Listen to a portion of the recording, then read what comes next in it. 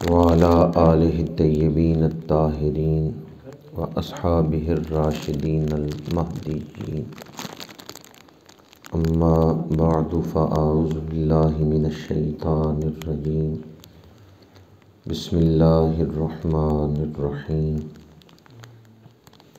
اہدنا الصراط المستقیم صراط الذین انعمت علیہم غیر المغضوب علیہم ولا الضالین صدق اللہ مولانا العظیم ان اللہ وملائکتہ یصلون علی النبی یا ایہا الذین آمنوا صلوا علیہ وسلموا تسلیما الصلاۃ والسلام علیک یا رسول اللہ وعلى آلك وأصحابك يا حبيب الله الصلاة والسلام عليك يا رسول الله وعلى آلك وأصحابك يا حبيب الله۔ قابل صد احترام علماء کرام، فخر اہل سنت، قرۃ عیون الصلحاء، مجاہد اہل سنت حضرت مولانا علامہ حافظ محمد منشا صاحب دامت برکاتہم العالیہ، دیگر انتہائی قابل احترام علماء کرام، مہمانان ذی وقار، برادران اسلام، حاضرین و سامعین، تلاوت ہوئی، نعت خوانی ہوئی، بیان ہو رہا ہے۔ ہم سب مل کر محبتوں کا ایک گلدستہ تیار کر رہے ہیں جسے آج بغداد شریف کے راستے مدینہ منورہ بھیجنا ہے۔ سبحان اللہ۔ حدیث پاک ہے، میرے آقا کریم نے ارشاد فرمایا المرء مع من احب، آدمی دنیا میں جس سے محبت کرتا ہے حشر کے دن اسی کے ساتھ ہوگا۔ آج کی یہ محفل حضور شہنشاہ بغداد غوث سمدانی، شہباز لامکانی، واقف اسرار حقانی، سیدنا غوث اعظم شیخ عبدالقادر جیلانی قدس سرہ العزیز، آپ کی بارگاہ میں ارمغان عقیدت پیش کرنے کے لیے، ہدیہ نیاز پیش کرنے کے لیے منعقد کی گئی۔ موسم کی شدت کے باوجود آپ احباب کا اس محبت کے ساتھ جمع ہونا اس بات کی دلیل ہے کہ آپ حضور غوث اعظم سے محبت کرنے والے ہیں۔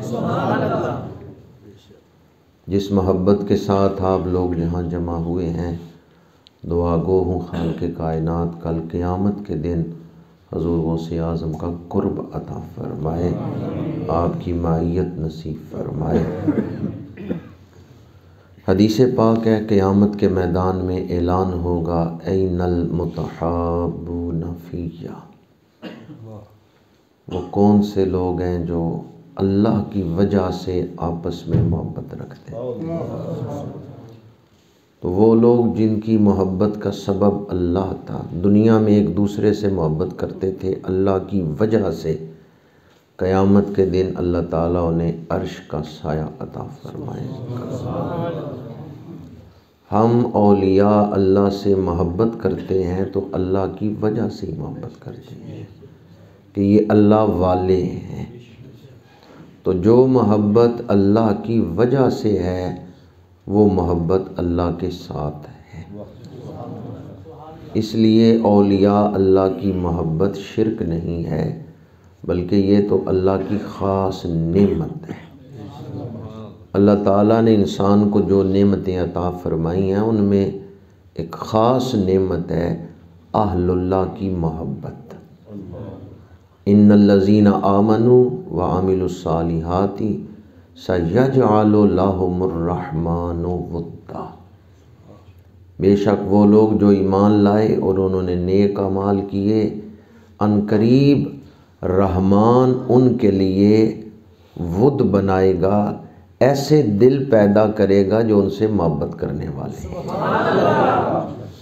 تو علماء بیٹھے ہیں، ان سے پوچھیں لفظ رحمان فاعل ہے، سیجعل لہم الرحمن ودا، اولیاء اللہ کی محبت دلوں میں خود بخود نہیں پیدا ہو جاتی، اللہ پیدا کرتا ہے تو پیدا ہوتی ہے۔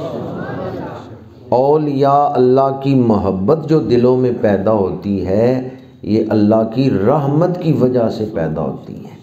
لفظ رحمان آیا ہے کہ رحمان محبت کرنے والے دل بنائے گا۔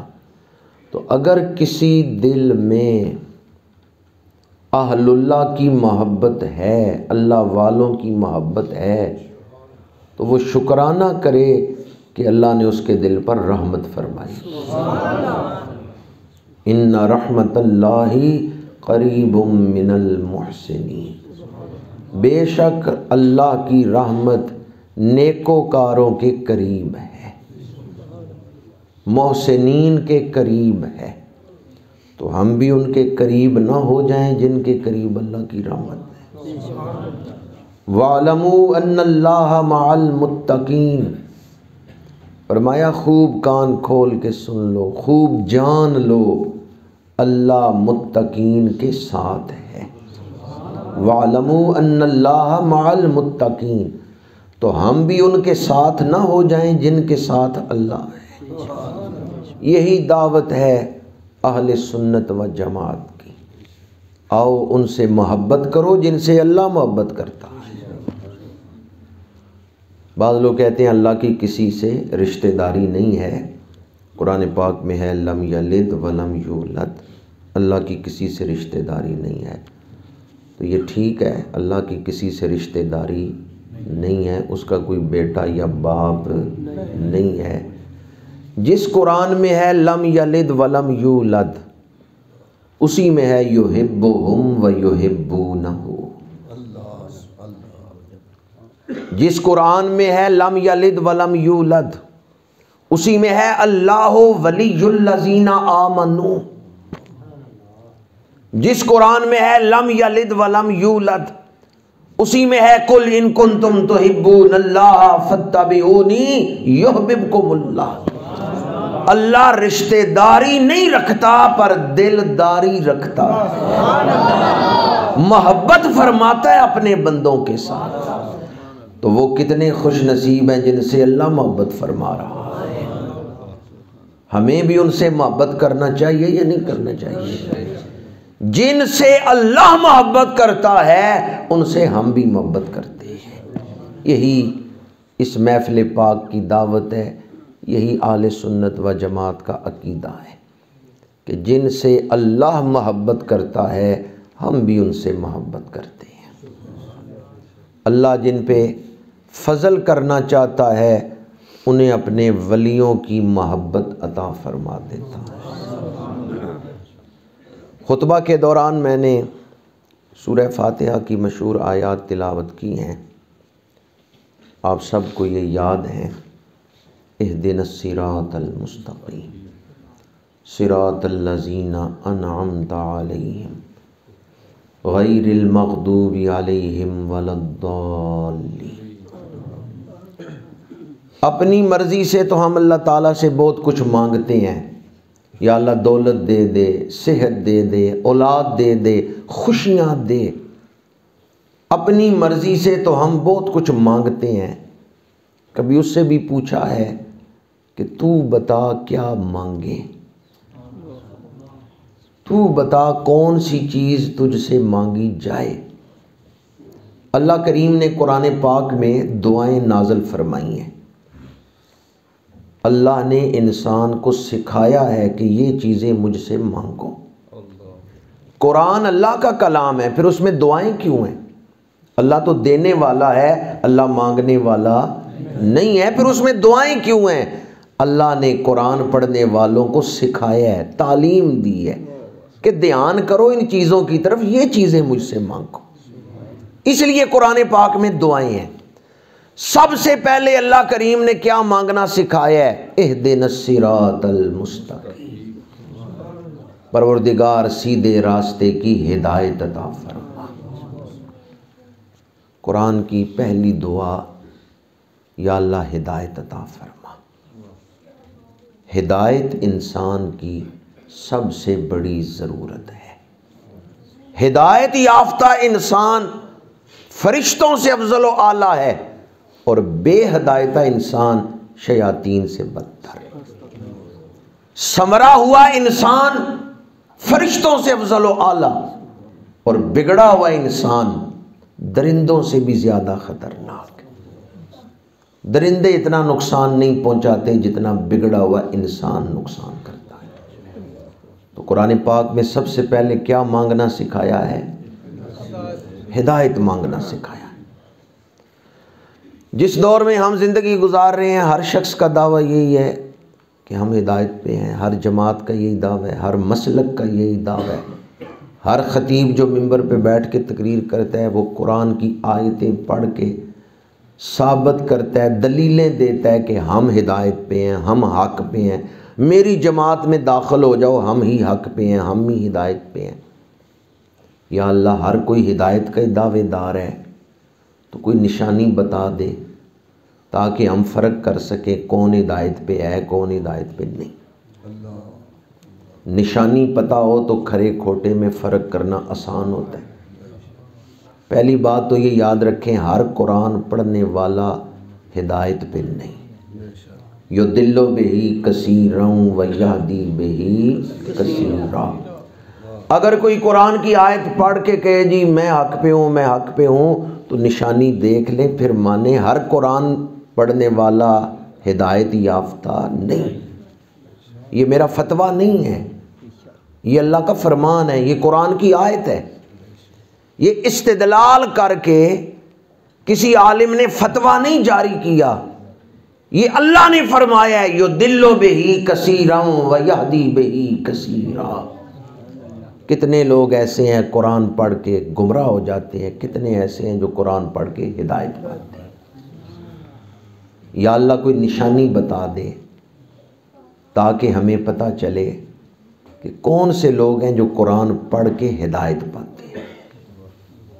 اب اللہ تعالیٰ نے نشانی بتائی ہے، صراط الذین انعمت علیہم، راستہ ان لوگوں کا جن پر تیرا انعام نازل ہوا ہے۔ صراط الذین انعمت علیہم، انعام یافتہ بندوں کا راستہ۔ انعام یافتہ کون ہے؟ انعم اللہ علیہم من النبیین والصدیقین والشہداء والصالحین۔ چار گروہ، سب سے پہلے نبی، اس کے بعد صدیق، اس کے بعد شہید، اس کے بعد صالح، اولیاء اللہ۔ چار گروہ ہیں، نبیین، صدیقین، شہداء اور صالحین۔ اختصار کریں تو دو ہی ہیں، نبی تو نبی ہیں، اگلے جو تین ہیں صدیقین، شہداء اور صالحین، یہ تینوں ولایت کے ہی مختلف درجے ہیں۔ صدیقین کی ولایت بڑی اعلیٰ ہے، ان کے بعد شہداء کی ولایت بڑی اعلیٰ ہے، پھر صالحین کا ولایت کا درجہ ہے۔ تو یہ تینوں ولایت کے ہی مختلف درجے ہیں۔ انعام یافتہ بندوں کی قرآن پاک نے جو تفصیل بیان کی ہے وہ چار گروہ ہیں، اختصار کریں تو دو ہی گروہ ہیں، نبی اور ولی۔ کون سے دو گروہ ہیں؟ نبی اور ولی۔ اب دوبارہ آیت کا ترجمہ کریں، اہدنا الصراط المستقیم، پروردگار سیدھے راستے کی ہدایت عطا فرما۔ نشانی کیا بتائی کہ کون سا راستہ سیدھا ہے؟ صراط الذین انعمت علیہم، راستہ نبیوں اور ولیوں کا۔ پتہ چلا جو قرآن پڑھ کے نبیوں اور ولیوں کے پیچھے چلتے ہیں وہ ہدایت پا گئے، اور جو قرآن پڑھ کے نبیوں اور ولیوں کے پیچھے پڑ جاتے ہیں وہ گمراہ ہو گئے۔ آپ نے دونوں پر ہی سبحان اللہ کہی ہے، پیچھے چلنے والے ہیں یا پیچھے پڑھنے والے ہیں؟ جی، کیونکہ میں نے دونوں جملے بولے ہیں نا، کہ کچھ قرآن پڑھ کے نبیوں اور ولیوں کے پیچھے چلتے ہیں، کچھ قرآن پڑھ کے نبیوں اور ولیوں کے پیچھے پڑ جاتے ہیں۔ آپ نے دونوں پر ہی سبحان اللہ کہا ہے، تو آپ کس بات پر خوش ہوئے ہیں؟ قرآن پڑھ کے نبی اور ولیوں کے پیچھے چلنا یا پیچھے پڑ جانا؟ بعض لوگ قرآن پڑھ کے نبیوں کے پیچھے پڑ گئے. پیچھے پڑھنے کا مطلب سمجھتے ہیں نا؟ المسلم من سالم المسلمون من لسانہ و یدہ، مسلمان وہ ہے جس کی ہاتھ اور زبان سے دوسرے مسلمان محفوظ ہو. تو جس کی زبان سے نبی محفوظ نہ ہو، جس کی زبان سے ولی محفوظ نہ ہو، جو نبیوں اور ولیوں کے پیچھے پڑ جائے. قرآن پڑھ کے ہدایت وہ پاتے ہیں جو نبیوں اور ولیوں کے پیچھے چلتے ہیں. آسانی کے لیے ایک مثال دے رہا ہوں. میرے ایک استاد اندرون سندھ رہتے تھے. وہ فرماتے ہیں کہ میرے کسی دوست کا خط آیا کہ وہ فلاں تاریخ کو کراچی ایئرپورٹ پہ آ رہا ہے، تو میں اسے لینے کے لیے آؤں. کہتے ہیں گاڑی میرے پاس تھی، کراچی میں پہنچ گیا. آگے مجھے ایئرپورٹ کا راستہ نہیں تھا پتہ. شہر گنجان آبادی والا ہے، رش بڑا ہوتا ہے. ابھی اس وقت یہ موبائل بھی نہیں نکلے تھے کہ چلو نقشہ ہی نکال لیتے.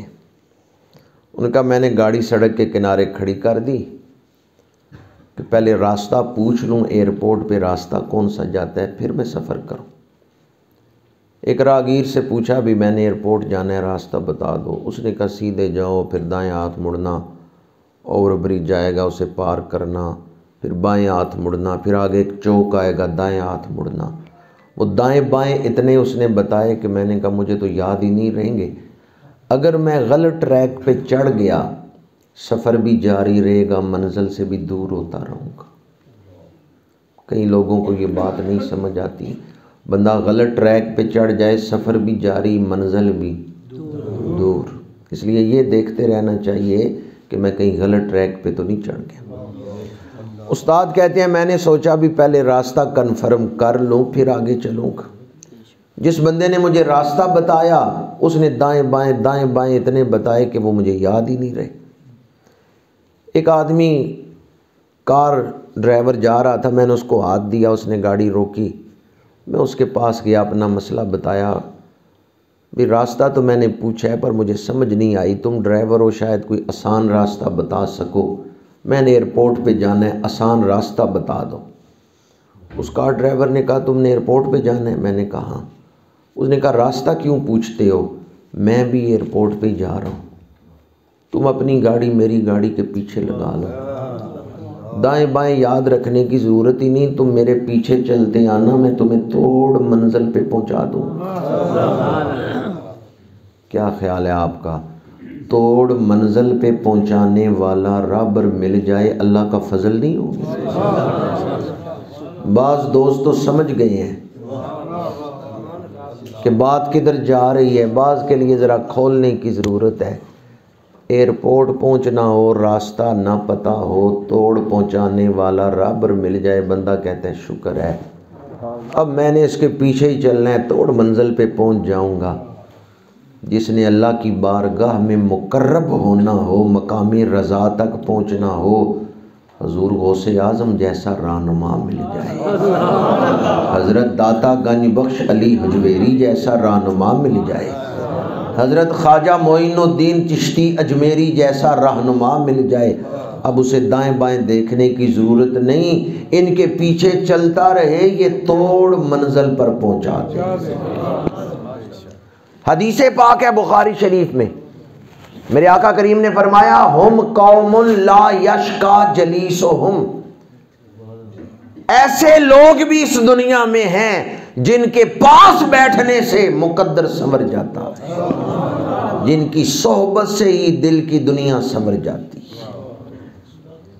حضور شہنشاہ بغداد سیدنا غوث اعظم رضی اللہ تعالی عنہ، آپ صرف ولی نہیں ہیں بلکہ ولیوں کے تاجدار ہیں. بعض لوگ کہتے ہیں تم کیا لینے جاتے ہو اولیاء اللہ کے پاس؟ ہم نہیں جاتے، اللہ بھیجتا ہے تو ہم جاتے ہیں.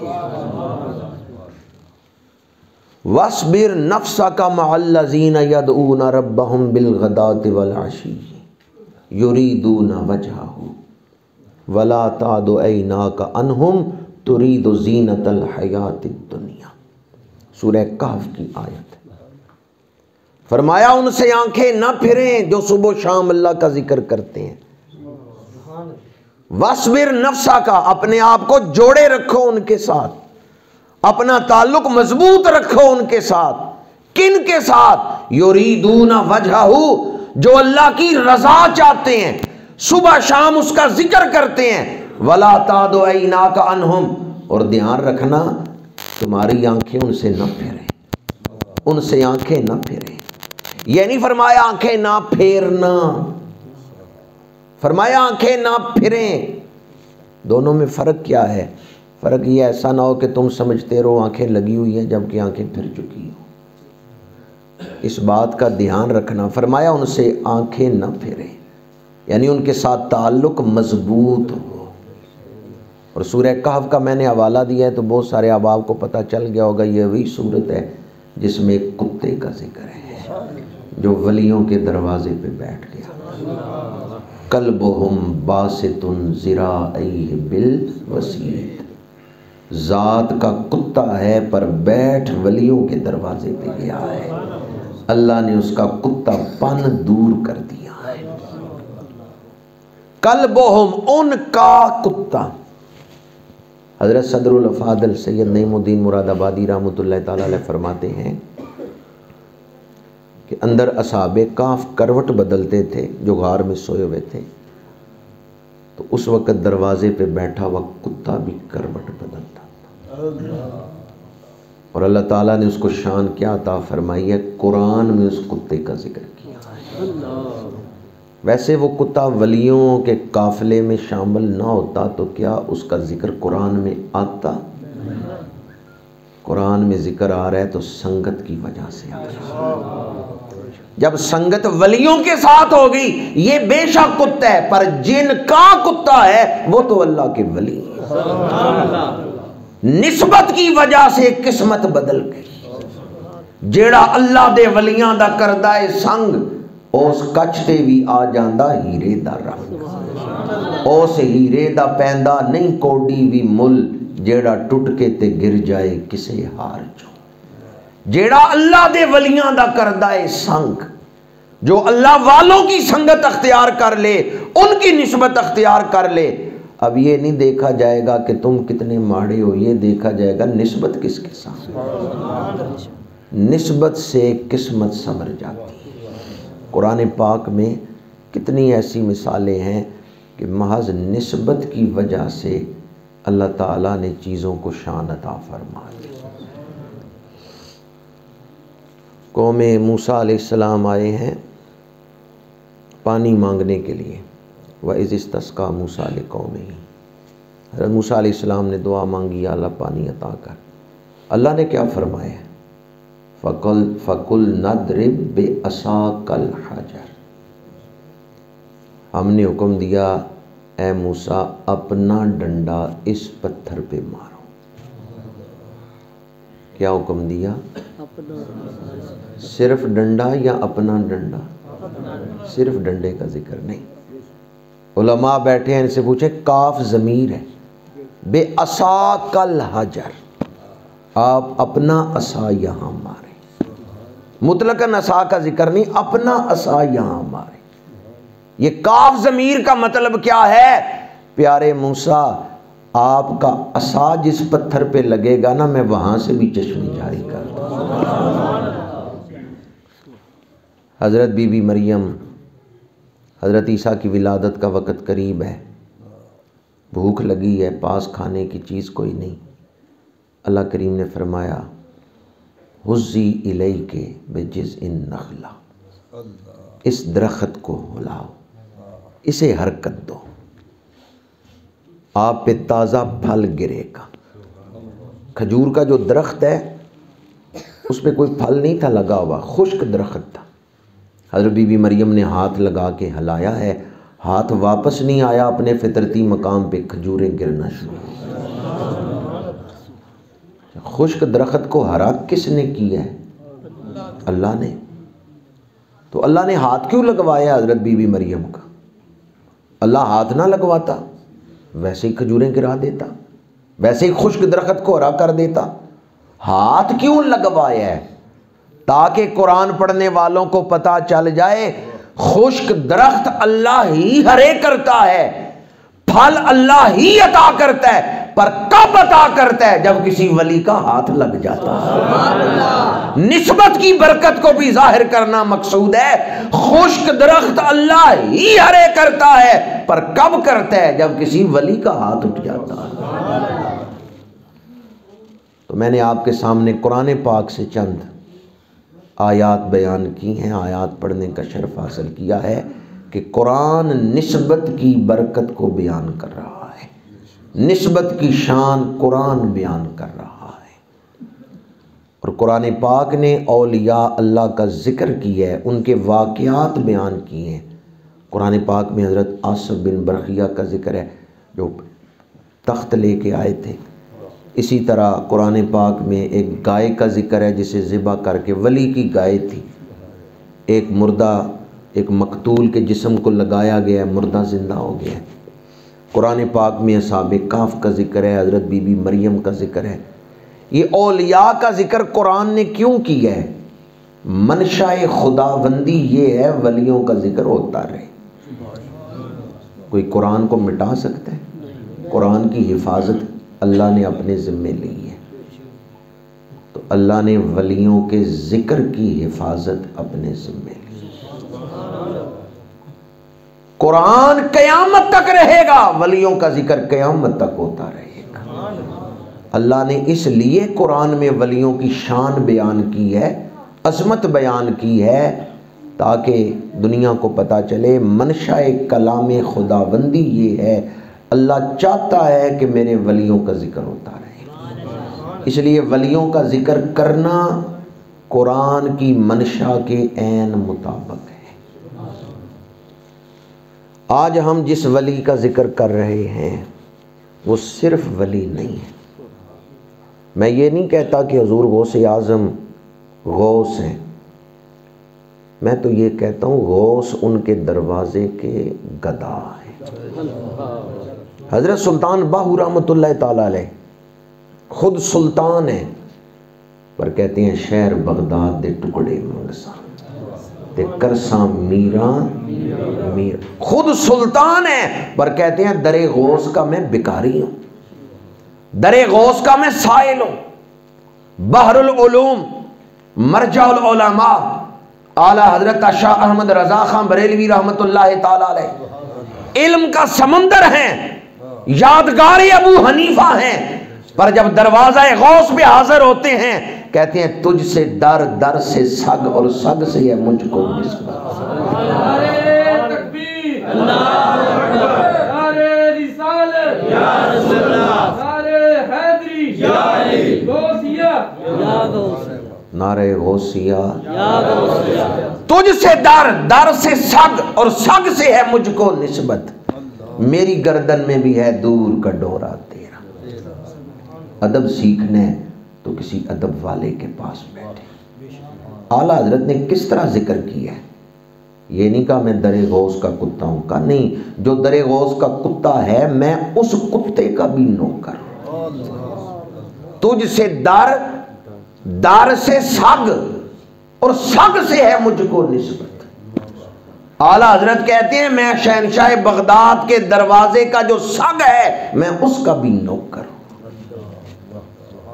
اور حضور کی بارگاہ میں استغاثہ کرتے ہوئے اعلیٰ حضرت عرض کرتے ہیں تیرے دربار میں لاتا ہے رضا اس کو شفیع جو میرا غوث ہے اور لاڈلا بیٹا تیرا۔ یہی واسطہ حضرت میاں محمد صاحب عارف کھڑی بھی پیش کرتے ہیں، آل اولاد تیری دا منگتا میں کنگال زیانی، پاؤ خیر محمد تائیں صدقہ شاہ جیلانی، پاؤ خیر محمد تائیں صدقہ شاہ جیلانی۔ تو حضور شہنشاہ بغداد کا نام لے کر بڑے بڑے اولیاء حضور کی توجہ مانگتے ہیں کہ حضور نگاہ کرم فرما، آپ کے نام کو استغاثے کے طور پہ پیش کر رہے ہیں۔ شیخ عبدالحق محدث دہلوی رحمۃ اللہ تعالیٰ علیہ صاحب مدارج النبوت، بہت بڑے محدث ہیں لیکن قادری ہونے پہ فخر کرتے ہیں۔ حضور غوث اعظم کا غلام ہونے پہ حضرت موسیٰ گیلانی رحمۃ اللہ تعالیٰ علیہ کے وہ بیعت تھے، اور حضرت موسیٰ گیلانی اولاد ہیں حضور غوث اعظم۔ تاریخ اٹھا کے دیکھیں، بعض ایسے اولیاء ہوئے ہیں جن کے آستانوں پہ علماء گئے ہیں، علماء بیعت ہوئے ہیں، عوام نہیں بیعت ہوئے۔ بعض ایسے آستانے ہیں جہاں عوام کثرت سے گئے ہیں، علماء نہیں گئے۔ بعض ایسے آستانے ہیں جہاں عوام گئے ہیں، بادشاہ نہیں گئے۔ مختلف شعبے ہیں نا زندگی میں، لیکن حضور غوث اعظم کا آستانہ ایسا ہے، یہاں علماء بھی مرید ہوئے، عوام بھی مرید ہوئے، بادشاہ بھی مرید ہوئے۔ سبحان اللہ۔ تمام شعبہ ہائے حیات کے لوگ یہاں مرید ہوئے۔ بڑے بڑے مفسرین مرید ہیں آپ کے، محدثین مرید ہیں آپ کے۔ اسی لیے تو اعلیٰ حضرت فرماتے ہیں غوث اعظم امام التقا والنقا، متقی کی جمع ہے تقا، غوث اعظم امام التقا والنقا، پاک باطنوں کے امام ہیں آپ، جلوائے شان قدرت پہ لاکھوں سے۔ اس کا کیا مطلب ہے جلوائے شان قدرت؟ حضور غوث اعظم کی شانیں دیکھ کر عقل چکرا جاتی، ایسی شانیں اللہ تعالیٰ نے آپ کو عطا فرمائی۔ حضور غوث اعظم شہنشاہ بغداد رضی اللہ تعالیٰ عنہ کو ایسی شانیں اللہ نے عطا فرمائی۔ غوث ہر دور میں ہوا ہے۔ غوث کہتے ہیں روحانی دنیا میں یہ جو ڈیوٹیاں لگتی ہیں نا اولیاء کرام کی، ابدال ہیں، قطب ہیں، اخبار ہیں، اخیار ہیں، ان سب کے اوپر روحانی دنیا میں جو سربراہ ہوتا ہے ظاہری اولیاء کرام میں، اسے غوث کہتے ہیں۔ اجابت الغوث علامہ ابن عابدین شامی نے کتاب لکھی۔ غوث ہر دور میں ہوئے اور ہوتے رہیں گے، لیکن غوث اعظم ہوئے ہیں تو ایک ہی۔ شہنشاہ بغداد کا امتیاز یہ ہے، خصوصیت یہ ہے کہ آپ صرف غوث نہیں بلکہ کتنے غوث اعظم ہوئے ہیں تاریخ میں؟ غوث ہر دور میں ہوئے، پر شہنشاہ بغداد غوث اعظم ہے۔ یہ غوث کا مطلب کیا ہے؟ غوث ایسا لفظ ہے جس کے متضاد معنی ہے۔ غوث کا ایک معنی ہے مدد مانگنے والا، ایک معنی ہے مدد کو پہنچنے والا، اور یہ دونوں معانی حضور غوث اعظم کی ذات پہ صادق آتے ہیں۔ آپ اللہ سے مدد مانگتے ہیں، اللہ کی بارگاہ میں دعا کرتے ہیں، اور اللہ کی دی ہوئی طاقت سے اپنے مریدین کی مدد کو پہنچتے ہیں۔ بعض لوگ یہ سمجھتے ہیں کہ جب ہم غوث کا لفظ بولتے ہیں تو شاید معاذ اللہ اسے اللہ کے مقابلے میں بول رہے ہیں۔ اللہ وحدہ لا شریک ہے۔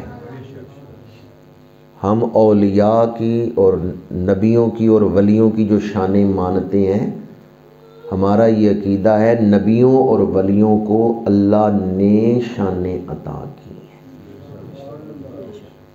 نبیوں اور ولیوں کے پاس جو کچھ ہے وہ اللہ کا دیا ہوا ہے۔ ہم نبیوں اور ولیوں کی تعظیم کرتے ہیں، عبادت نہیں کرتے۔ عبادت کس کی کرتے ہیں؟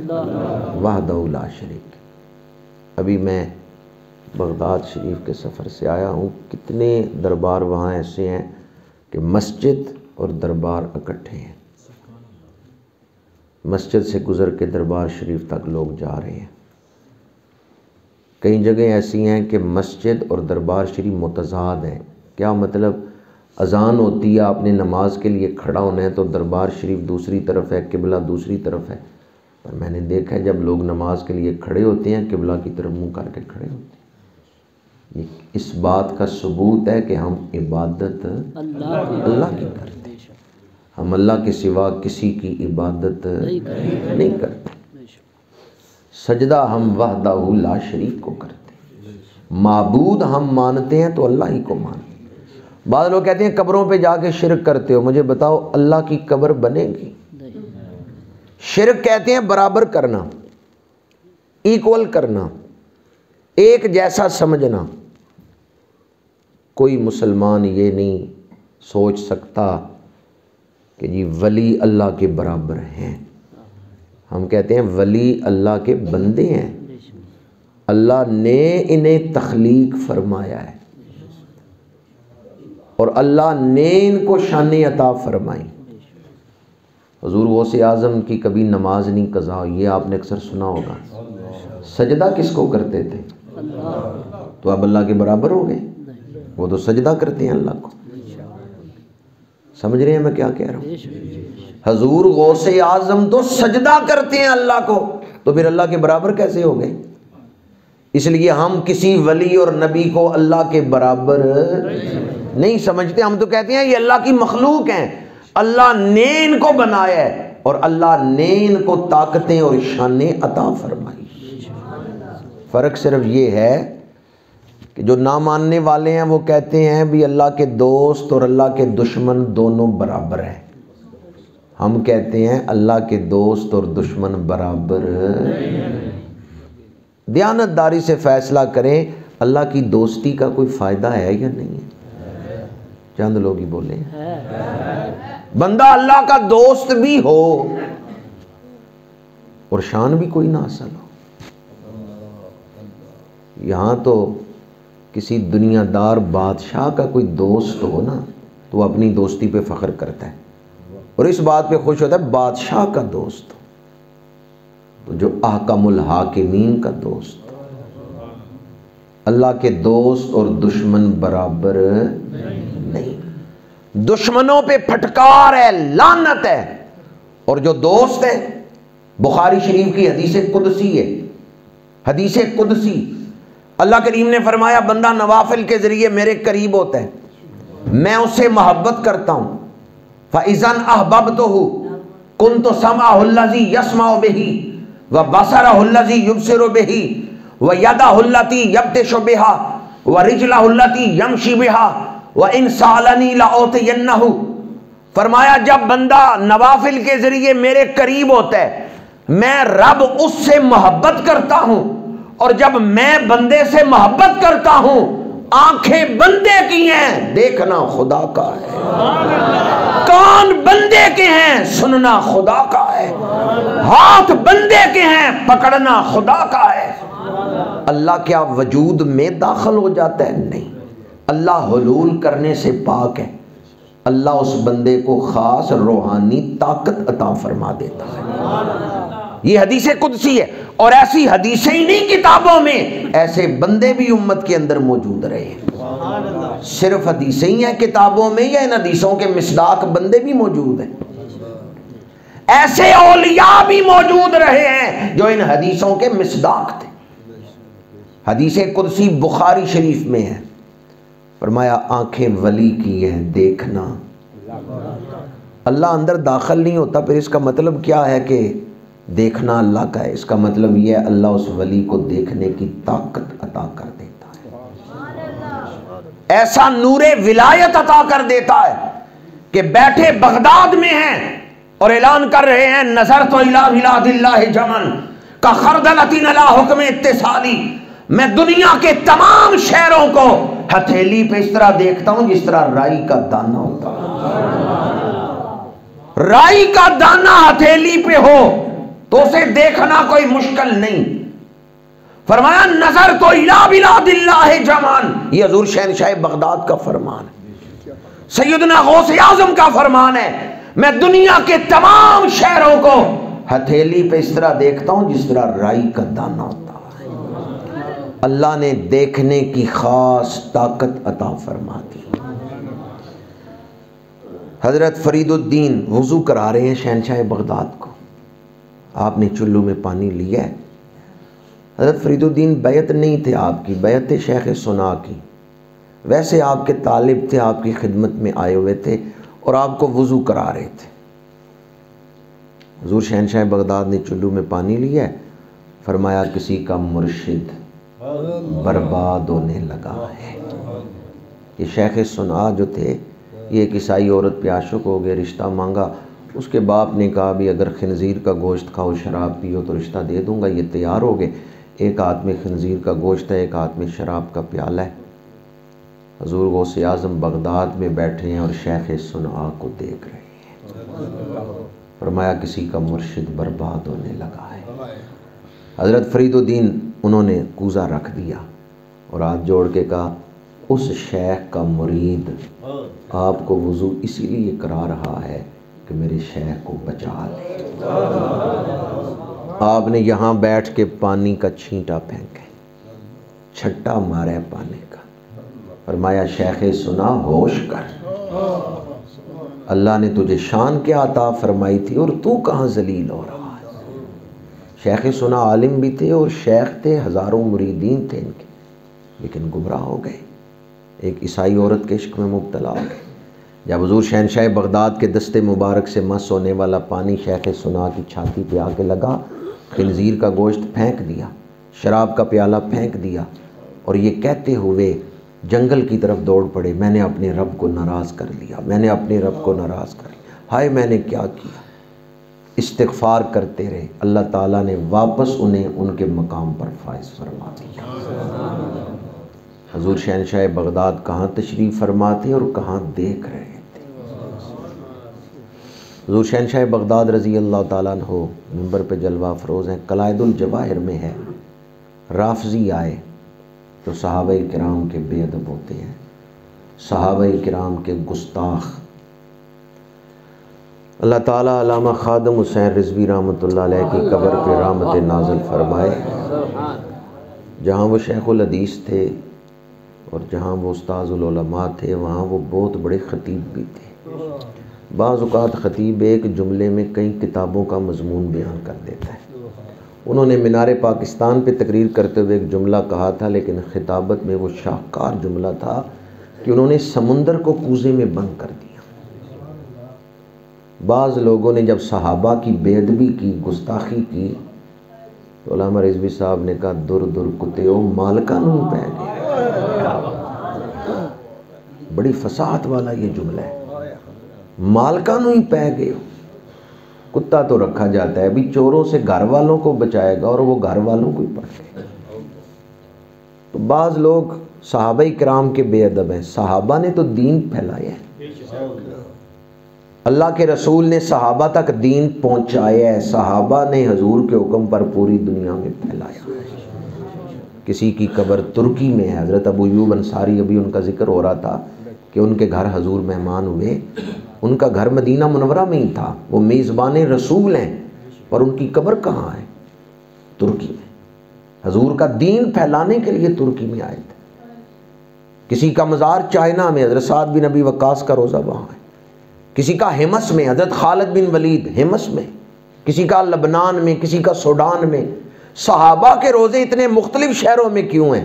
وہ حضور کا دین پھیلانے کے لیے دنیا میں پھیل گئے، گھر بار لوٹا دیا، حضور کا پیغام دنیا تک پہنچایا ہے۔ حضرت فاروق اعظم سے آپ کے ایک دور جاہلیت کے دوست نے پوچھا عمر تمہاری سب سے بڑی خواہش کیا ہے؟ فرمایا میری سب سے بڑی خواہش یہ ہے دنیا کا کوئی گوشہ ایسا نہ رہ جائے جس تک میرے نبی کا پیغام نہ پہنچے۔ حضور شہنشاہ بغداد سیدنا غوث اعظم رضی اللہ تعالی عنہ کے دور میں بغداد میں ایسے لوگ موجود تھے جو صحابہ کے بے ادب تھے۔ حضور شہنشاہ بغداد کی شہرت سن کے وہ آزمائش کرنے کے لیے آئے، 2 ٹوکرے ان کے اوپر چادریں ڈالی ہیں، وہ ٹوکرے لا کے حضور غوث اعظم کے سامنے محفل میں رکھے ہیں، اگر آپ بتائیں ان ٹوکروں میں کیا ہے تو ہم مانیں گے کہ آپ اللہ کے ولی ہیں۔ آپ نے ایک ٹوکرے کی طرف نگاہ فرمائی، فرمایا اس میں ایک معذور بچہ ہے، اس کے جوڑ جڑ گئے ہیں، وہ چل نہیں سکتا، اٹھ نہیں سکتا، معذور بچہ ہے، چادر ہٹاؤ، نکالو اس بچے کو۔ انہوں نے ٹوکرے سے چادر اٹھائی، واقعتاً معذور بچہ ہی۔ کئی رافضی آپ کے قدموں میں گرے، انہوں نے توبہ کر لی کہ آپ اللہ کے ولی ہیں۔ جب وہ باہر نکلا، اس بچے کو اٹھا کے باہر بٹھایا تو آپ نے فرمایا کہ اللہ کے حکم سے تو اٹھ اور چلنا شروع کر دے۔ وہ جو معذور بچہ تھا وہ اٹھ کے دوڑنے لگ گیا۔ یہ شان دیکھ کے کئی رافضی آپ کے قدموں میں گرے اور انہوں نے آپ کی بیعت کر لی، اسلام قبول کر لی۔ حدیث قدسی جو میں نے آپ کو بخاری شریف کی سنائی، اس میں الفاظ ہیں وَإِن سَأَلَنِي لَأُعْطِيَنَّهُ، اللہ کریم نے فرمایا میرا ولی مجھ سے مانگے میں اسے عطا کرتا ہوں۔ مستجاب الدعوات، وَإِن سَأَلَنِي لَأُعْطِيَنَّهُ، لام تاکید نون ثقیلہ، میرا وہ محبوب بندہ مجھ سے مانگے میں ضرور بھی ضرور اسے عطا کروں گا۔ ان رافضیوں نے کہا، چند ایک نے کلمہ پڑھ لیا، چند ایک نہیں مانے، انہوں نے کہا بتائیں دوسرے ٹوکرے میں کیا ہے؟ حضور غوث اعظم نے دوسرے ٹوکرے کی طرف نگاہ فرمائی، فرمایا اس میں ایک صحت مند بچہ ہے، اسے کوئی تکلیف نہیں، صحت مند ہے۔ انہوں نے کہا واقعتاً ایسا ہی ہے۔ آپ نے فرمایا چادر ہٹاؤ، اس بچے کو نکالو۔ نکالا، وہ کھڑا ہو گیا۔ آپ نے فرمایا بیٹھ جا، وہ بچہ بیٹھ گیا۔ آپ نے فرمایا اب کھڑا ہو کے دکھا۔ وہیں اس کے جوڑ جڑ گئے، اٹھ نہیں سکتا۔ پھر آپ نے فرمایا تجھے معذور بنانا میرا مقصد نہیں، صرف ان لوگوں کی آنکھیں کھولنا مقصد ہے۔ اب اٹھ اور پہلے کی طرح چلنا پھرنا شروع کر۔ وہ اٹھا اور پہلے کی طرح چلنے پھرنے لگ گیا۔ جو رافضی رہ گئے تھے وہ بھی آپ کے قدموں پہ گرے، مان گئے کہ قلم ربانی ہاتھ ولی دے لکھے جو من پا۔ وہ مان گئے وَإِن سَأَلَنِي لَأُعْطِيَنَّهُ، اللہ نے انہیں شان عطا فرمائی ہے، جو ان کی زبان سے نکلتا ہے اللہ پورا فرما دیتا ہے۔ حضور شہنشاہ بغداد رضی اللہ تعالی عنہ آپ کی بارگاہ سے صرف نظر کے حوالے سے اور دعا کی قبولیت کے حوالے سے میں نے آپ کے سامنے چند ایک پہلو آپ کی عظمت اور شان کے بیان فرمائے، ورنہ حضور غوث اعظم کی شانیں اتنی عرفہ ہیں، اتنی اعلیٰ ہیں کہ مجھ جیسا کم علم و کم فہم کما حق ہو آپ کی شانوں کو بیان نہیں کر سکتا۔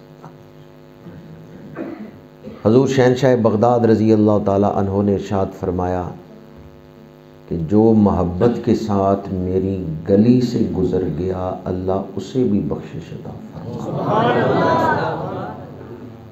بغداد میں ایک بزرگ تھے شیخ حماد رحمۃ اللہ تعالی علیہ، ان کے پاس ایک شخص آیا اور اس نے کہا آج کل بغداد میں شیخ عبد القادر جیلانی ان کی بڑی شہرت ہے۔ تو شیخ حماد مسکرائے، انہوں نے کہا تجھے صرف بغداد میں ان کی شہرت چرچا نظر آ رہا ہے، میں تو دیکھ رہا ہوں ساتوں آسمانوں میں عبد القادر کی شہرت۔ تو صرف بغداد میں ان کے چرچے سن رہا ہے، ساتوں آسمانوں کے فرشتے ان سے محبت کرتے ہیں۔ اور یہ حدیث پاک ہے مسلم شریف میں کہ اللہ تعالیٰ جب کسی بندے سے محبت کرتا ہے تو اللہ تعالیٰ جبریل امین سے فرماتا ہے جبریل میں اس بندے سے محبت کرتا ہوں تو بھی اس سے محبت کر۔ جبریل عرض کرتے ہیں یا اللہ میں بھی اس سے محبت کرتا ہوں، اللہ فرماتا ہے اب ساتوں آسمانوں میں اعلان کر دے ساتوں آسمانوں کے فرشتے میرے اس بندے سے محبت کرتے، پھر ساتوں آسمانوں کے فرشتے اس بندے سے محبت کرتے ہیں۔ یہ حدیث پاک ہے، یہ حدیث پاک ہے مسلم شریف میں۔ پھر اللہ تعالیٰ فرماتا ہے جبریل اب ان فرشتوں سے کہہ زمین پہ اتریں اور لوگوں کے دلوں میں میرے اس بندے کی محبت پیدا کریں۔ صدیاں گزر گئی، کون خط لکھ کے داتا صاحب کے مزار پہ لوگوں کو بلاتا ہے؟ یہ اللہ کی طرف سے دلوں میں محبت پیدا کی جاتی ہے۔ صدیاں گزر گئیں، آج بھی حضور شہنشاہ بغداد کے مزار پہ حاضر ہوں، وہاں رونق لگی ہوئی ہے، لوگ آ رہے ہیں جا رہے ہیں۔ صدیاں گزر گئیں، حضرت امام اعظم کا روضہ، حضرت معروف کرخی رحمۃ اللہ تعالی علیہ کا روضہ آج بھی وہ شایان شان طریقے سے آباد ہے۔ یہ اللہ کا وعدہ ہے فَاذْكُرُونِي أَذْكُرْكُمْ، تم میرا ذکر کرو میں تمہارا ذکر کرتا رہوں۔ بغداد میں حضور غوث اعظم رضی اللہ تعالیٰ عنہ کا شجرہ پڑھے نا، شجرہ طریقت، تو اس میں حضرت معروف کرخی رحمۃ اللہ علیہ کا نام بھی آتا ہے۔ وہاں بھی حاضری کا شرف حاصل ہوا ہے۔ وہاں وہ حجرہ بنا ہوا ہے جس میں حضور غوث اعظم چلہ کرتے رہے ہیں، چلہ کش رہے ہیں آپ اس حجرے میں، آج بھی وہ حجرہ موجود ہے۔ میں نے بغداد جانے سے پہلے یہ واقعہ پڑھ رکھا تھا اور کئی دفعہ بیان بھی کیا تھا۔ ایک تفسیر ہے، تفسیر روح المعانی، علامہ محمود آلوسی رحمۃ اللہ تعالیٰ علیہ نے وہ تفسیر لکھی ہے۔ آپ بغداد کے رہنے والے ہیں۔ علامہ محمود آلوسی رحمۃ اللہ تعالیٰ علیہ 30 پاروں کی تفسیر جب مکمل ہوئی، الحمد سے والناس تک پورے قرآن کی تفسیر مکمل ہوئی، تو اس دن دعا کے لیے ہاتھ پھیلائے۔ بڑا خاص موقع ہے دعا کا۔ یہ بات یاد رکھیں، جہاں پورا قرآن پڑھ کے دعا مانگی جائے نا، 4000 فرشتے دعا پر آمین کہنے کے لیے نازل ہوتے ہیں۔ تو جہاں پورے قرآن کی تفسیر مکمل ہونے پہ دعا کی جا رہی ہو، وہاں رحمتوں کا کیا عالم ہوگا۔ علامہ محمود آلوسی نے دعا کے لیے ہاتھ پھیلائے، مانگا کیا؟ یا اللہ جب میرا وصال ہو تو میری قبر حضرت معروف کرخی کی قبر کے قدموں میں بن جائے۔ مانگا کیا ہے؟ ولیوں کی قبر کا قرب، میری قبر حضرت معروف کرخی کی قبر کے قدموں میں بن جائے۔ جب دعا مکمل ہوئی، شاگردوں نے کہا آپ نے کیا دعا مانگی ہے؟ وہاں تو جگہ ہی نہیں ہے۔ میں اس قبرستان کو دیکھ کے آیا ہوں، ویسے پہلے میں نے پڑھ رکھا تھا کہ وہاں قبر سے قبر جڑی ہوئی ہے، گنجان قبرستان ہے، کرخ کا قبرستان، قبر سے قبر ملی ہوئی ہے، قبرستان کے اندر نہیں داخل ہونے ہوتا۔ ویسے انہوں نے خاص راستہ بنایا ہے حضرت معروف کرخی کے مزار تک جانے کا، قبرستان کے اندر نہیں داخل ہونے ہوتا، قبر سے قبر جڑی ہوئی ہے۔ جس قبرستان میں اتنے بڑے بڑے اولیاء ہوں، وہاں دفن ہونا ہر کوئی اپنے لیے شرف سمجھتا ہے۔ شاگردوں نے کہا استاد جی آپ نے جو دعا مانگی ہے اس کا کوئی فائدہ نہیں، وہاں تو قبر کی جگہ ہی نہیں ہے، وہاں تو قبر سے قبر جڑی ہوئی ہے۔ علامہ محمود آلوسی رحمۃ اللہ تعالیٰ علیہ نے فرمایا جب میرا وصال ہو جائے تو جا کے ایک نظر مار آنا، ایک دفعہ دیکھ آنا، اگر کوئی قبر کی گنجائش بن چکی ہو تو سمجھنا میری دعا قبول ہو گئی، اور اگر وہاں قبر نہیں کھودی جا سکتی تو پھر جہاں جگہ ملے وہاں ہی قبر کھود دینا۔ میرے ذہن میں تھا کہ جب وہاں کرخ میں حاضری ہوئی تو عظیم مفسر علامہ محمود آلوسی رحمۃ اللہ علیہ کے مزار کی زیارت کروں گا، تو وہاں جا کے میں نے احباب سے پوچھا، مسجد میں داخل ہونے سے پہلے ہی بائیں ہاتھ سیڑھیاں نیچے اترتی ہیں، آج بھی وہاں قبر موجود ہے حضرت معروف کرخی کے قدموں کی طرف۔ جب آپ کا وصال ہوا، شاگرد گئے قبرستان کہ استادوں نے دعا کی تھی، کیا دیکھا؟ حضرت معروف کرخی رحمۃ اللہ تعالیٰ علیہ کی قبر مبارک کے قدموں کی طرف تھوڑے فاصلے پہ ایک قبر کی گنجائش موجود۔ اتنے بڑے مفسر نے یہ دعا کیوں مانگی ہے؟ اس کا مطلب ہے ولی دنیا سے پردہ کر جائیں، ان کی قبر کے قرب سے بھی رحمتیں حاصل ہوتی ہیں۔ داتا صاحب تو آپ سب نے حاضری دی ہوگی، یہ حضرت خواجہ معین الدین چشتی اجمیری کا حجرہ کہاں ہے؟ جی داتا صاحب کے قدموں میں۔ حضرت خواجہ غریب نواز معین الدین چشتی اجمیری رحمۃ اللہ تعالیٰ علیہ قدموں میں بیٹھے، حالانکہ خود بہت بڑے ولی ہیں، خود بہت بڑے ولی ہیں، حضور کے حکم سے اجمیر شریف جا رہے ہیں، پر لاہور میں جب آئے ہیں داتا صاحب کے قدموں میں بیٹھ کے بتا دیا ہے اللہ والوں کی قبر کے قدموں میں بیٹھو، اہل اللہ کی قبر کے قریب ہو کے بیٹھو، اس سے بھی اللہ کی رحمتیں حاصل ہوتی ہیں۔ حضرت خواجہ معین الدین چشتی اجمیری رحمۃ اللہ تعالیٰ علیہ کو جب مدینہ منورہ سے حکم ہوا تھا نا اجمیر شریف جا کے میرا دین پھیلاؤ، تو آپ کچھ دن بغداد آ کے رہے تھے، پھر بغداد سے اس ایران کے راستے افغانستان اور پاکستان آپ یہاں بر صغیر ہندوستان میں آپ تشریف لائے۔ تو جب آپ بغداد میں تھے، حضور غوث اعظم کا ظاہری زمانہ تھا، حضور غوث اعظم نے فرمایا معین الدین جس راستے آپ نے اجمیر جانا ہے نا اس راستے میں ایک شہر آتا ہے لاہور. جب لاہور قدم رکھو تو بڑی احتیاط سے رکھنا، وہاں رسول اللہ کا ایک شیر بیٹھا ہوا. تو خواجہ معین الدین چشتی اجمیری نے پوچھا کہ وہ کون سا شیر ہے؟ تو حضور غوث اعظم نے فرمایا ان کا نام سید علی حجویری. خواجہ معین الدین چشتی اجمیری جب یہاں آئے تو داتا صاحب کی قبر کے قدموں میں بیٹھے رہے. حضرت بابا فرید الدین مسعود گنج شکر رحمۃ اللہ تعالیٰ علیہ جب وہ لاہور آتے تو پیروں سے جوتے اتارتے تھے، ننگے پیر داتا صاحب کے مزار پہ حاضری دیتے. لوگ پوچھتے اس کا سبب کیا ہے تو آپ فرماتے میرے دادا مرشد یہاں داتا صاحب کے قدموں میں بیٹھے رہے، آنکھ والا تیرے جوبن کا نظارہ دیکھ. اندھوں سے نہ پوچھیں اولیاء اللہ کی شان کیا ہے، کسی نظر والے سے پوچھیں، کسی آنکھ والے سے پوچھیں. نابینوں سے نہ پوچھیں کہ اولیاء اللہ کی شان کیا ہے. ایک نابینے کو سارا دن گجرات شہر پھراتے رہیں، شام کے وقت اس سے پوچھیں بتاؤ کیا دیکھا ہے، نابینا بتا سکتا ہے. کہ کسی آنکھ والے سے پوچھیں. جس کے دل پہ اللہ کی رحمت ہوتی ہے وہی ولیوں کی محبت سے سرفراز ہوتا ہے، اسی کو اللہ تعالیٰ یہ شرف عطا فرماتا ہے.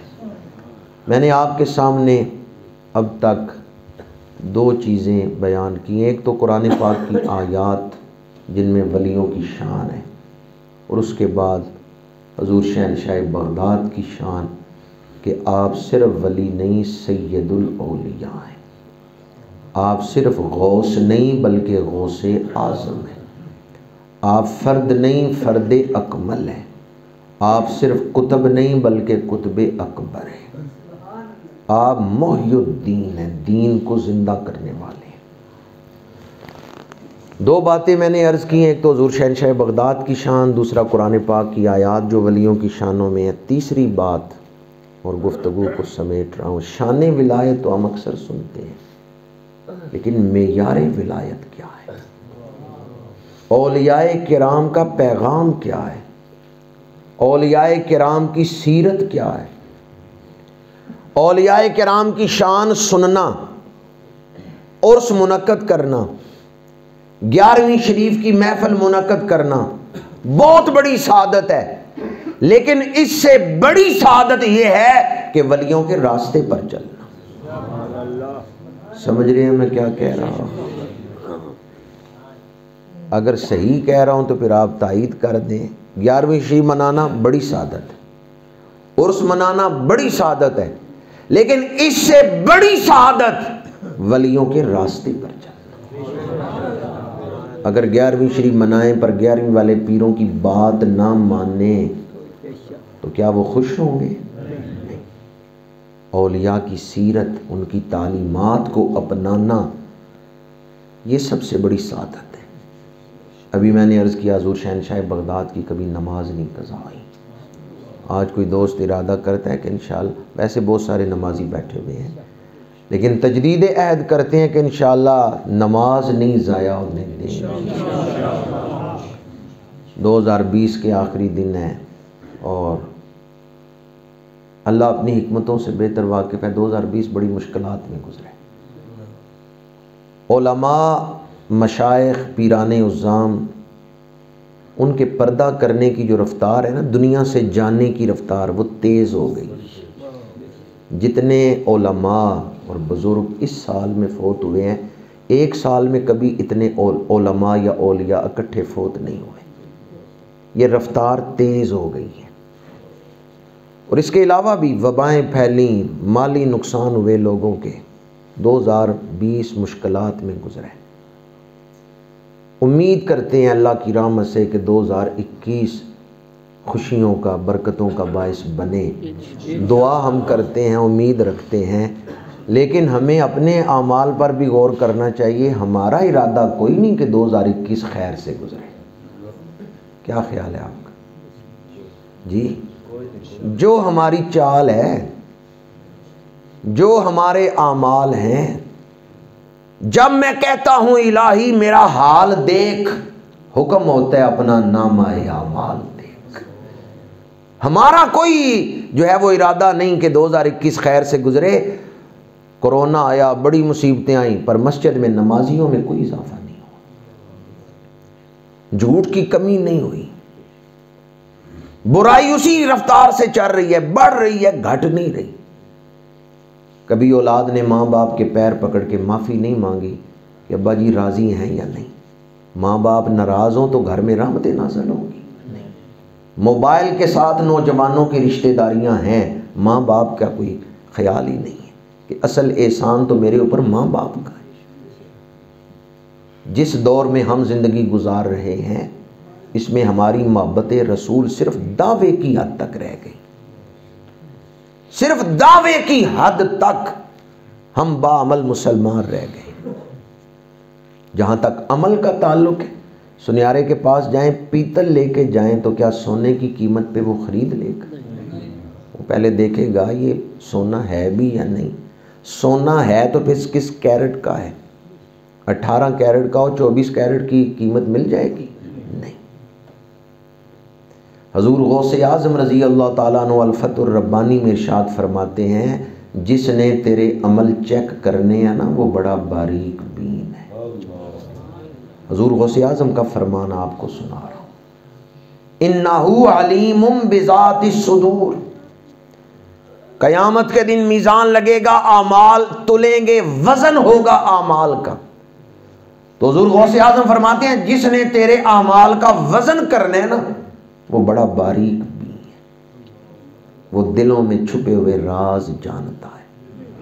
فَمَن يَعْمَلْ مِثْقَالَ ذَرَّةٍ خَيْرًا يَرَهُ وَمَن يَعْمَلْ مِثْقَالَ ذَرَّةٍ شَرًّا يَرَهُ. اللہ تعالیٰ دلوں کی نیتوں سے، ارادوں سے واقف ہے. حضور غوث اعظم رضی اللہ تعالیٰ عنہ نے جو وصال سے پہلے آخری وصیت فرمائی، علیکم بالتوحید، علیکم بالتوحید، علیکم بالتوحید، 3 دفعہ فرمایا. اپنے رب کی معرفت حاصل کرو، اپنے رب کی عبادت کرو، اپنے رب کی رضا تلاش کرو. اللہ راضی ہو گیا تو خیر ہے. اللہ کی رضا کے لیے فکر کر لی تم نے کہ اللہ کو راضی کرنا ہے تو سمجھو خیر ہو گئی، فضل ہو گیا. اور اگر اللہ کی طرف دھیان ہی نہیں. حضور شہنشاہ بغداد نے آخری وصیت جو کی ہے وصال سے پہلے 3 دفعہ فرمایا علیکم بالتوحید، علیکم بالتوحید، علیکم بالتوحید. اور پھر آپ نے فرمایا کہ دنیا میں جتنا عرصہ بھی جی لو بالآخر اسے چھوڑنا ہے. آج ہم آرزوؤں اور خواہشوں کے غلام بن کے دنیا کی کامیابی کو ہی اصل کامیابی سمجھ بیٹھے ہیں، جبکہ حقیقت یہ ہے آج کا انسان بہت بڑے دھوکے میں ہے. وہ یہ سمجھتا ہے مکان میرا، جائیداد میری، یہ کپڑے میرے، یہ زمین میری. بھئی جس چیز کو چھوڑ جانا ہے وہ تیری تو نہیں ہے. تیری چیز وہ ہے جسے اپنے ساتھ لے کر جائے گا. جو چیز اپنے ساتھ جائے گی نا اگلی منزل پہ وہ اپنی ہے، جس کو چھوڑ جانا ہے وہ اپنی نہیں. اب کون سی چیز ہے جو قبر میں ساتھ جائے گی؟ سارے قرآن کا خلاصہ اور نچوڑ والعصر ان الانسان لفی خسر الا الذین آمنوا وعملوا الصالحات. دولت سے بنائے ہوئے گھروں کو چھوڑ کر اپنے اعمال سے بنائے ہوئے گھروں میں جا کے رہنا ہے. جو گھر دولت سے بنائے ہیں انہیں چھوڑ جانا ہے، جو گھر اپنے اعمال سے بنائے ہیں. آپ عمل کر رہے ہیں تو آخرت میں گھر بن رہے ہیں. میرے آقا کریم نے فرمایا قبر جنت کے باغوں میں سے ایک باغ ہے یا دوزخ کے گڑھوں میں سے ایک گڑھا ہے. میں نہیں جانتا، ہم نہیں جانتے کہ ہماری قبر کیا ہوگی، جنت کا باغ یا دوزخ کا گڑھا. لیکن اگر اللہ کے رسول طریقہ بتا دیں کہ یہ کام کر لو قبر جنت کا باغ بن جائے گی، ہمیں وہ کام کر لینا چاہیے یا نہیں؟ فرمایا جو فرض نماز کے بعد آیت الکرسی پڑھتا ہے اس میں اور جنت میں صرف موت کا ہی فاصلہ ہے. فرض نمازوں کے بعد جو آیت الکرسی پڑھ لے، فرمایا جب موت آئے گی سیدھا جنت میں جا رہا ہے، قبر جنت کا باغ بن جائے گی۔ اسی طرح حدیث پاک ہے، فرمایا جو رات سونے سے پہلے سورہ ملک پڑھ لے، سورہ ملک، اس کی قبر جنت کا باغ بن جائے گی۔ سورہ ملک اپنے قاری کی قبر میں عذاب نہیں داخل ہونے دے گی۔ سورہ ملک کا نور ڈھانپ لے گا اس بندے کو۔ 30 آیتیں ہیں، کوئی زیادہ لمبی صورت نہیں ہے، 2 رکوع ہیں صرف اس صورت کے، سورہ ملک کے۔ میرے آقا کریم نے بتا دیا کہ جو ان کو اپنا لے گا اللہ تعالیٰ قبر کو جنت کا باغ بنا دے گا۔ حضرت امام حسن بصری رحمۃ اللہ تعالیٰ علیہ، آپ کے پاس ایک بوڑھی عورت آئی اور اس نے کہا کہ میرا بیٹا بیمار ہے، وہ کبھی کبھی مسجد میں بھی آپ کے پاس نماز پڑھنے آتا تھا، شدید بیمار ہے، آپ گھر آ کے اس کو دم کر جائیں۔ حضرت امام حسن بصری تشریف لے گئے۔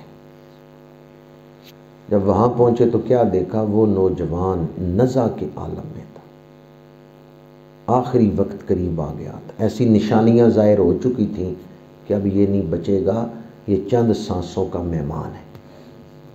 تو حضرت امام حسن بصری نے اس کے پاس بیٹھ کے اسے تلقین کی کہ کلمہ پڑھو۔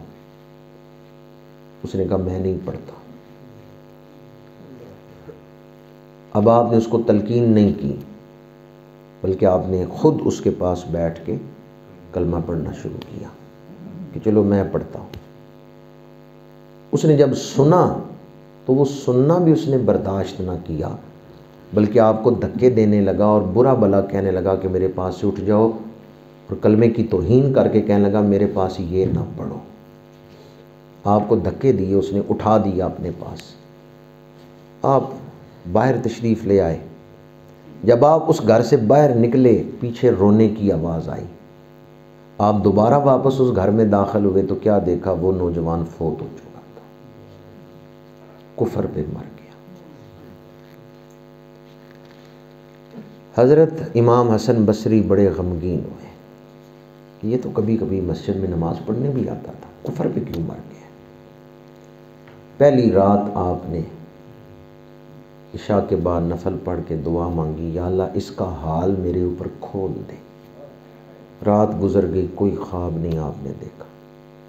دوسری رات پھر آپ نے یہ دعا کی، اس مرنے والے کا حال نہیں کھلا۔ تیسری رات پھر آپ نے دعا کی، وہ شب جمعہ تھی، جمعرات اور جمعے کی درمیانی رات۔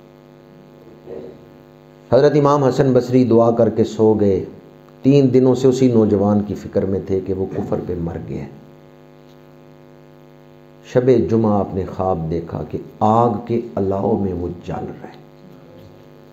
تو آپ نے دور کھڑے ہو کے اس کو آواز دی، تو مسلمانوں کی اولاد تھا، بیٹا تھا مسلمان باپ کا، کبھی کبھی تو مسجد میں بھی آتا تھا، کہ تیرا کفر پہ خاتمہ کیسے ہوا؟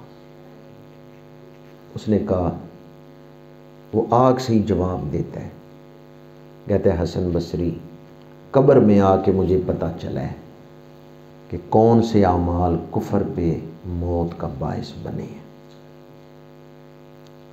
اگر مجھے دنیا میں پتہ چل جاتا کہ ان کی وجہ سے میرا خاتمہ کفر پہ ہو سکتا ہے تو میں اپنے آپ کو ان اعمال سے نکال لیتا۔ قبر میں آ کے پتہ چلا ہے کہ فلاں عمل کفر پہ موت کا باعث بنے۔ آپ نے فرمایا بتا کون سے اعمال؟ اس نے کہا ایک عمل تو یہ تھا کہ میں کبھی کبھار شراب پیتا تھا، نشہ کرتا تھا، شراب پیتا تھا، اور میں شراب چھوڑ نہیں سکتا تھا، یوں شراب کے ساتھ میرا دل لگ گیا تھا۔ دوسرا کام، میں کسی مسلمان کی عزت نہیں تھا دیکھ سکتا، میرے دل میں حسد کی آگ جلتی رہتی تھی، کسی کی عزت دیکھ کر میرا دل حسد سے جلتا تھا۔ اور تیسری چیز کہ میں غیبت کرتا تھا، اپنی زبان کو کینچی بنا کے دوسروں کی عزت خراب کرتا تھا۔ ان 3 گناہوں کی وجہ سے ایمان کا کھیت اجڑ گیا، ان 3 گناہوں کی وجہ سے ایمان کا باغ برباد ہو گیا۔ اسے تو موت کے بعد پتہ چلا، ہمیں تو موت سے پہلے پتہ چل گیا، تو پھر ان گناہوں سے بچنا چاہیے یا نہیں بچنا چاہیے؟ آپ سارے جو مسجد میں آئے بیٹھے ہیں، اللہ کا فضل ہے، آپ لوگ تو نشے سے بچے ہوئے ہیں، لیکن اگر کوئی آپ کے جاننے والوں میں یا ملنے والوں میں نشے میں مبتلا ہو تو اسے بتائیں کہ اگر بندہ توبہ نہ کرے تو یہ نشہ کفر پہ موت کا سبب بن جاتا ہے۔ جب فرشتے روح لینے آتے ہیں، اگر منہ سے شراب کی بدبو آ رہی ہو تو ایمان سلب ہو جاتا ہے۔ اور دوسرے 2 گناہ وہ تو یوں معاشرے میں پھیل گئے ہیں کہ اب لوگ انہیں گناہ ہی نہیں سمجھتے، حسد بھی اور غیبت بھی۔ اگر دنیا میں آپ کسی مسلمان بھائی کی عزت بچاتے ہیں تو حدیث پاک ہے اللہ اس شخص کو پرصراط پر گرنے سے بچا لے گا، اللہ اسے پرصراط پہ گرنے نہیں دے گا، جنت کے دروازے تک پہنچا دے گا۔ میں ان الفاظ پر ہی گفتگو کو سمیٹتا ہوں۔ ہم اولیاء اللہ کے ماننے والے ہیں، اور اولیاء اللہ کی جو سیرت ہے وہ کیا ہے؟ خدمت خلق۔ ان کا وجود دوسروں کے لیے نفع بخش ہوتا ہے، ان کی زبان سے، ان کی آنکھوں سے، ان کے ہاتھوں سے دوسروں کو نفع پہنچتا ہے۔ اللہ تعالیٰ اس دور کے فتنوں سے ہمیں محفوظ فرمائے۔ علامہ خادم حسین رضوی رحمۃ اللہ تعالیٰ علیہ نے یہ بات بیان کی، وہ کہتے ہیں جب میں لاہور پڑھنے کے لیے آیا نا تو میری ماں نے مجھے نصیحت کر کے بھیجا تھا کہ بیٹا جو رات کو دودھ پی کے سوتا ہے وہ بھی رات گزار لیتا ہے، جو پانی پی کے سوتا ہے وہ بھی رات گزار لیتا ہے، رات دونوں کی ہی گزر جاتی ہے، کبھی حرام کا لقمہ نہ اپنے منہ کے قریب آنے دے۔ رضوی صاحب فرماتے ہیں میری ماں نے مجھے 30 روپے دے کے لاہور بھیجا تھا پڑھنے کے لیے، اور ساتھ مجھے یہ وصیت کی تھی جو رات کو دودھ پی کے سوتا ہے رات اس کی بھی گزر جاتی ہے، جو پانی پی کے سوتا ہے رات اس کی بھی گزر جاتی ہے، رزق حلال پر اکتفا کرنا۔ بغداد میں بڑے بڑے بادشاہوں نے محل بنائے، پر آج کہاں ہیں وہ؟ چند بادشاہوں کے نام آپ جانتے ہوں گے کہ بغداد میں ہارون الرشید بھی گزرا ہے اور ابو جعفر منصور بھی گزرا ہے، لیکن ساسانی، کلدانی، سمیری، ان کے نام تو تاریخ کی کتابوں میں ہیں، عوام کو تو پتہ ہی نہیں۔ ساسانی وہ بھی بادشاہ گزرے ہیں، کلدانی بھی گزرے ہیں، سمیری بھی گزرے ہیں، بادشاہ تھے، بڑا خزانہ تھا، آج لوگوں کو نام بھی نہیں پتہ، آج قبروں کے نشان بھی نہیں، قبروں کے نشان بھی مٹ گئے۔ دنیا کی یہ زندگی عارضی ہے، اصل زندگی آخرت کی زندگی ہے۔ لوئے لوئے بھر لے کڑیے جے تد پانڈا ورنا، شام پئی بن شام محمد کر جاندی نے ڈرنا۔ اللہ تعالی ہمیں اولیاء کرام کی تعلیمات پر عمل کی توفیق عطا فرمائے، اس دور کے فتنوں سے محفوظ فرمائے، اور جو نیا سال شروع ہو رہا ہے 2021، اللہ اسے خیر و برکت والا سال فرمائے۔ وما علینا الا